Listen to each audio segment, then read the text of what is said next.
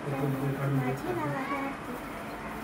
मी आता 8वीमध्ये शिकत आहे. माझ्या शाळेचे नाव जिल्हा परिषद माध्यमिक शाळा पानशेत हे एक पुस्तक असते. आमच्या शाळेमध्ये एक उपक्रम चालू आहे. आमच्या शाळेमध्ये एक उपक्रम चालू आहे. त्या उपक्रमाचे नाव आहे शालेय ग्रंथालय.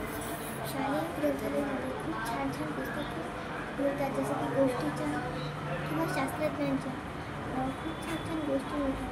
गोष्टीची पुस्तके मिळतात, पण त्याच्यापैकीच एक पुस्तक ज्याचे नाव आहे पाण्याविषयी.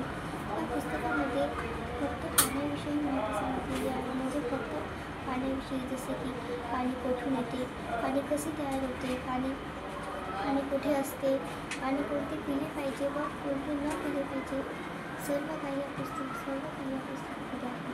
त्या पुस्तकामध्ये असे सांगितले आहे की पाणी कुठून येते, तर पाणी हे आपल्या पृष्ठभागावर आहे. पाणी हे आपल्या पृष्ठभागावर आहे आणि पाणी पृथ्वीच्या पोटात आणि तिच्या भोवतालच्या जमिनीवर आहे. पाणी हे आपल्याला बहुतांश पाणी हे महासागरामध्येच मिळते. आपल्याला बहुतांश पाणी हे महासागरामध्येच मिळते. आणि पिण्यायोग्य पाणी हे फक्त 3% आहे. आपल्याला आणि आपल्या जमिनीखाली सुद्धा, म्हणजेच आपल्या पायाखाली देखीलही पाणी आहे, पण आपण ते पिऊ शकत नाही. ते पाणी स्वच्छ पण आहे आणि छान गोड पण आहे. पण सर्वांना वाटते की ते पाणी पायाखाली असून ते छान गोड नाही, म्हणून कोणीच त्या पाण्याला योग्य मानत नाही. पण खरे म्हणजे तर आपल्या पायाखाली देखील जे पाणी आहे ना, ते खूप गोड आहे. आणि आपण जे पाणी पितो ते सुद्धा महासागरापासूनच येते, पण तरीही ते पाणी गोड असते. आणि बहुतांश काही महासागर असेल की ज्यामधलं पाणी खारट आहे, व काही महासागरे असे सुद्धा आहेत की ज्यामध्ये पाणी गोड आहे. आपल्या पृथ्वीवर एकाहत्तर टक्के पाणी आहे. त्यापैकी पिण्यायोग्य पाणी हे 3% आहे. आणि 3% आहे. आणि आपल्याला पाण्याची गरजही नसते.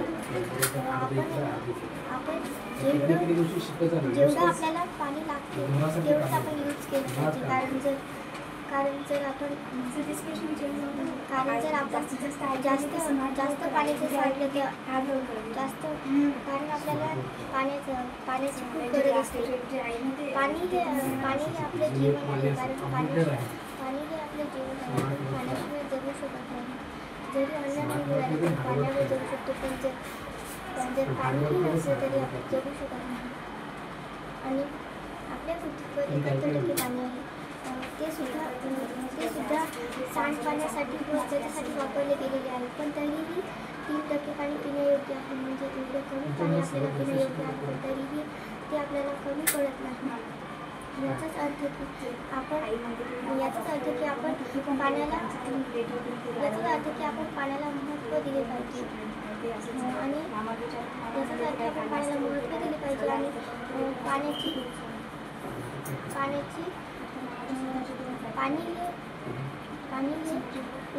पाणी हे आपल्या जीवनासाठी खूप उपयुक्त आहे. आणि पाणी हे कसे तयार होते? पाण्याचे सूत्र H2O आहे. कारण की त्याच्यामध्ये हायड्रोजन वगैरे सर्व वापरलेलं आहे, म्हणून पाण्याचे सूत्र हे H2O आहे. पाण्याविषयी जेवढं बोललं तेवढं कमीच आहे. पाणी हे बहुतांश महासागरामध्ये मिळते. आणि तेवढंच पाणी हे पायाखाली देखील असते, पण आणि ते गोडही असते. पण पायाखालीचं पाणी कोणी पिऊ शकत नाही. पण या पाण्याला भूमिगत पाणी असे म्हटले जाते.